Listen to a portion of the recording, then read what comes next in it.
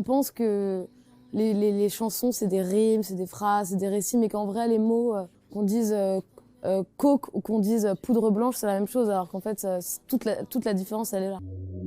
Néant dans les yeux, car j'ai tout dans la tête.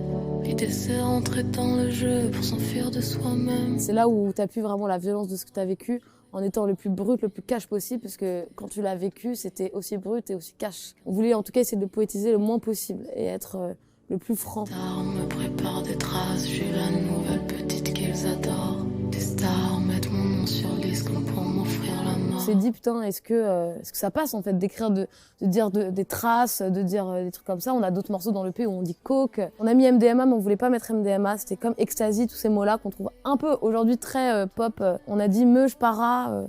Alors peut-être qu'il y a plein de gens qui vont pas comprendre. Je leur souhaite d'ailleurs. Alors l'enjeu qui est débattu ici, c'est le choix des mots pour parler de la drogue. Et ça nous montre qu'il n'y a jamais de réel synonyme en français. Même quand les mots vont désigner le même référent, la drogue, ils vont avoir des connotations, des effets différents. Ici, elle nous dit qu'elle a choisi un vocabulaire cash, cru, pour ne pas enjoliver, pour ne pas donner des métaphores un peu cool, comme par exemple planer, qui pourrait nous donner une image un peu trop fun de la drogue.